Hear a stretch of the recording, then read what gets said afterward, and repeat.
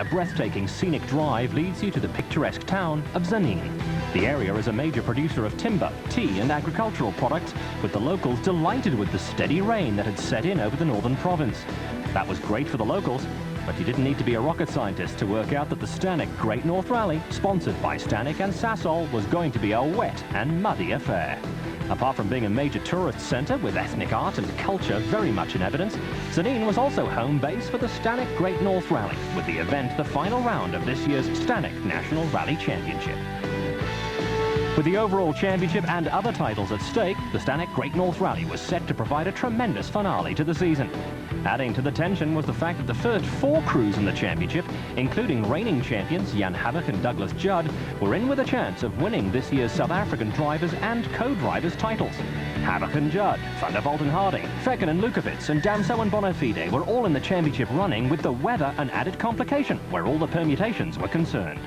This event, our approach would be to really just concentrate on doing as best as we can, and I think just ignoring the permutations and get that out of our mind completely. So, but our strategy won't be to put our heads down and go flat out. That will definitely not be it. So I think we'll just play around for the first day. I actually think in the first day the whole event will sort itself out. So we're just going to hang in there and see what the motives of the other competitors are. The drum majorettes brought a touch of colour to an otherwise bleak scene at the Zanin town centre start. It was raining steadily, with the weather forecast predicting no let-up for the duration of the rally. 6-time South African champions Serge Damso and Vito Bonafide were first car away, with the Castrol Toyota crew needing a win to keep alive their championship hopes. Stanek Fleet Management Rally winners Paolo Piazzamuso and Nick Haddon were out of the championship equation, but were intent on a good finish to the season in the Sasol Ford Escort. Third on the road were reigning champions Jan Habach and Douglas Judd, with the factory VW crew needing only to finish in the top 13 to clinch back-to-back South African titles. A total of 9 special stages were on the menu for day 1, with all the competition sections within easy reach of Zanin. Competitors always knew that conditions were going to be tricky. Just how tricky was the big question. Under normal circumstances, being drawn first on the road is something of an advantage. Despite all his vast experience, 6-time champion Serge Damso wasn't so sure that in these conditions, a Pathfinder's role was the ideal situation in which to find himself. It's quite slippery out there, so I'll be the first one to find out if there's any spots where people are going to go off anyway. But we'll just have to take it as it comes. But tonight, most probably we'll know what's going on, because I think it's going to be a big gaps. Championship permutations left Damso and Bonafide with no alternative but to push for overall victory, and that meant taking a few risks. Sasol Ford Escort pair Paolo Piazzamuso and Nick Haddon were not part of the championship picture, and that allowed them to settle on a strategy that was slightly more conservative. It's going to be really difficult. I think it's really a fine line, you know, keeping a concentration, keeping yourself in check, and yet trying to put up the time. So we'll see. We'll play it as it comes. I think I'm going to go in with a conservative approach. I think that's the best way to go about it. Let the other ones take themselves out. Well, that conservative approach adopted by Piazzamuso and Haddon was also the route to go where championship leaders Jan Habach and Douglas Judd were concerned. Needing just 8 points to clinch the championship, the VW Golf factory crew could afford to be a little circumspect.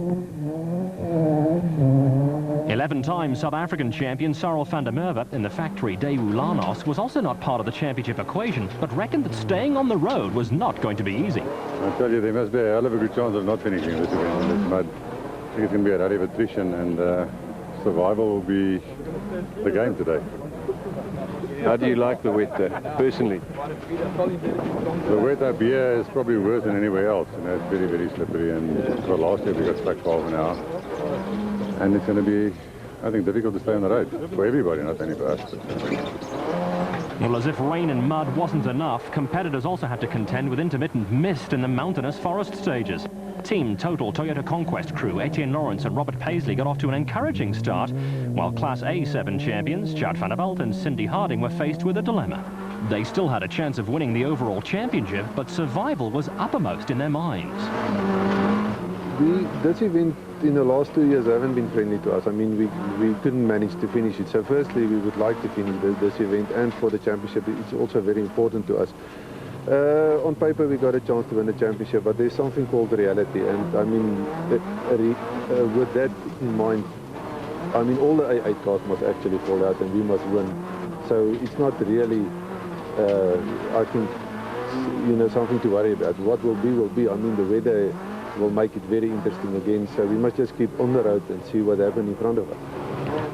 Pretoria crew Jürgen Fecken and Dave Lukowitz in the Dunhair Toyota Conquest also had a mathematical chance of winning the overall championship, but like Van der Walt and Harding, had to finish first, with Habakanjad and Damso and Bonafide among the non-finishers. That was a tall order for the Class A6 champions, but in the battle for class honours, they took an early lead with arch-rivals Jean-Pierre Damso and Pierre Aris headed for a Stage 1 off-road excursion in the Team Total Toyota Conquest. The episode was to cost the Cape crew 18 minutes and impacted on the crews behind them.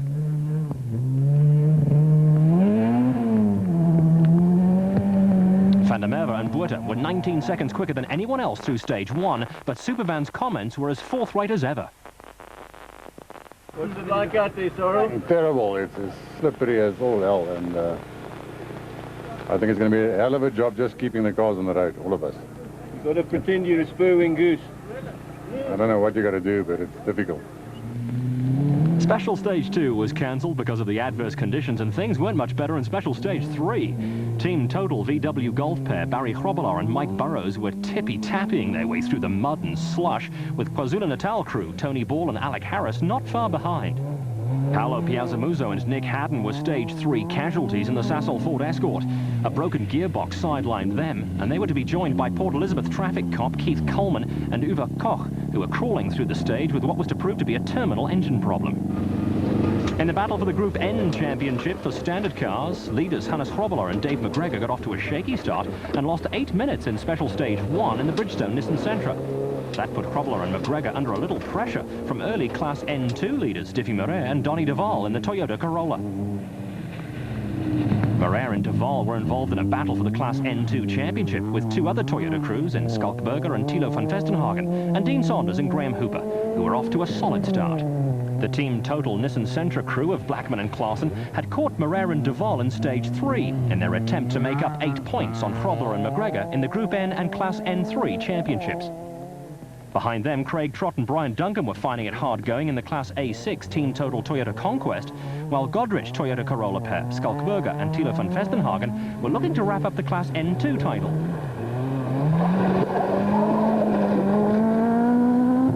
Cape crew Pierre Huisson and Eugene Blanche were going along steadily in a privately entered VW Golf, with Natalians Dean Saunders and Graham Hooper in the Team Total Toyota Conquest also part of the fight for the Class N2 title.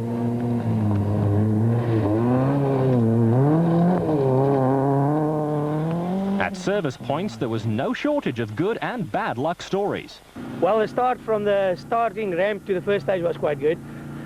But in the first stage, I've never been in a front-wheel drive in mud, so I had to see what I can do and what the car can do. And we went off the road. We lost about 8 minutes. Luckily, we got back on the road. The guys fixed the car, and we're going. We took off a few minutes of the guys. I think we were stone last after the first stage, but I think at the moment we're climbing the ladder. While Grobbelaar and McGregor climbed up the leaderboard, Castrol Toyota Conquest crew Serge Damso and the rest of the Class A8 pack were chasing after early leaders Sarel van der Merwe and Martin Buerta. Damso and Bonafide took 10 seconds off van der Merwe and Buerta in Special Stage 4. There was no let-up where the rain was concerned, and even for the top crews, conditions were treacherous. Championship leaders Jan Habak and Douglas Judd were happy to play second fiddle to van der Merwe and Buerta, who had nothing to lose if they fell off the road, and Damso and Bonafide, for whom a win was imperative. Race cam action from the factory VW Golf gives an indication of just how wet, muddy and slippery it was in the forests. Even wet weather maestros like Sarel van der Merwe make the odd mistake in conditions like these. Supervan was also complaining about a sticking throttle on the factory Daewoo Lanos, with van der Merwe and Buerta now starting to come under a little pressure from Damso and Bonafide. Italians Etienne Lawrence and Robert Paisley were going along nicely in the Team Total Toyota Conquest, with the pair in a steady 4th position. Chart van der Walt and Cindy Harding in the Reeks towing VW Golf were not having a happy time of it. Apart from a faint championship chance, the crew were also defending a 100% finish record this season. With the VW Golf starting to run into electrical problems, continued survival was starting to look a little doubtful. Class A6 champions Jürgen Fecken and Dave Lukowitz had put the Dunhair Toyota Conquest into 5th place behind the Class A8 cars, and their slim championship hopes were still alive. Hannes Grobler had by now figured out the vagaries of front-wheel drive in muddy conditions, and the Bridgestone Nissan Sentra was making some spectacular progress through the field. Grobler is a former South African rally and off-road champion, but racecam action again highlighted the difficulties with which crews were having to cope. For drivers, total concentration was an absolute necessity, with potential disaster a constant threat.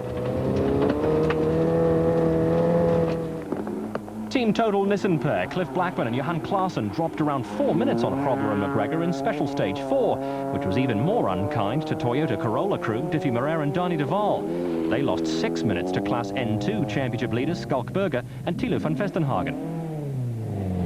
Modern Group N cars, like the Toyota Corolla, are all front-wheel driven, but enjoying themselves hugely in an aging Nissan driven via the back wheels were Bossy Bosman and Steve Grobler, who were in among the Group N contingent. Behind the Bosman-Grobler combination, the brother and sister team of Jackie and Lisa Joubert had the advantage of four-wheel drive in the VW Beetle, powered by a turbocharged Volvo engine. Four-wheel drive is great when you need traction, but when it comes to stopping, the Jouberts had the same problem as everyone else. For all that, the VW Beetle Volvo was running in the top 10, although these Class S20 cars are not eligible to score championship points. It was turning into a tough day for many crews, with Cliff Blackman and Johan Claesson running into their share of trials and tribulations. You're having a rough morning. Yeah, it's rugged out there. Tell us what happened in stage 1. Stage 1, we came across a couple of cars stopped in the stage. JP had put a rope across the road trying to get his car out and held us all up there for quite some time. And that didn't help matters much. And then you had a problem with a puncture? Yes, we had a puncture on stage 2. And this stage we got stuck twice, so we better get out and push, much to Johan's delight. But we're still running, and I think it's important in this event. The battle at the front of the field had quickly turned into a straight fight between Cyril van der Merwe and Martin Botha in the Daewoo Lanos, and Serge Damso and Vito Bonafide in the Castrol Toyota Conquest. The van der Merwe-Botha Lanos was the lone Daewoo runner after teammates Enzo Kuhn and Guy Hodgson ran into an engine problem before the start of the rally. The Daewoo and the Toyota pair were swapping stage win in what was turning into an intriguing contest. Class A6 leaders Jürgen Fecken and Dave Lukowitz had slotted into a comfortable 5th position behind the Class A8 runners. As long as the Dunn-Air Toyota kept running, Fecken and Lukowitz had a slim chance of taking the championship.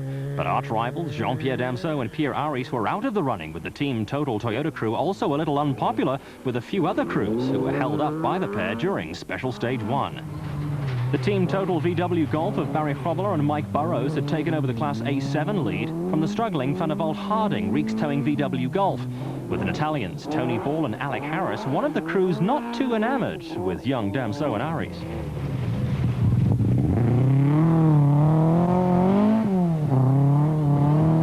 And then along came Class N2 championship contenders Diffie Moreira and Dani de Waal in the Toyota Corolla, and an effective demonstration of just how easy it was to go off the road.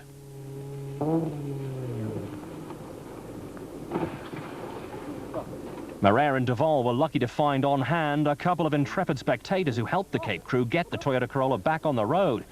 And while all that was going on, Cliff Blackman and Johan Claesson and Class N2 leaders Schalk Burger and Thilo van Vestenhagen in the Godrich Toyota Conquest were impatiently waiting in the queue. Forward progress through the mud was a slow and tricky business.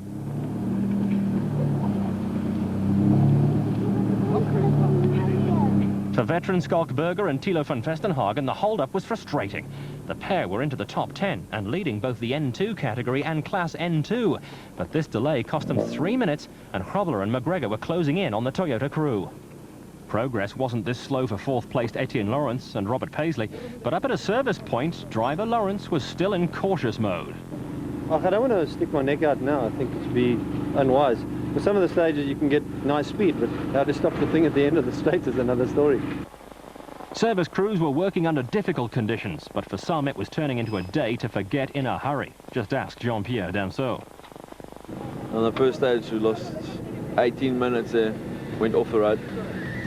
So, and every stage after that also lost time. I think everybody's having the same problem going off the road and that.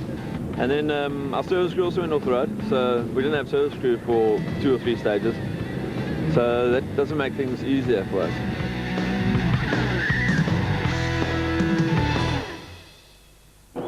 It was still raining steadily when the Stanek Great North Rally resumed after a short supper break.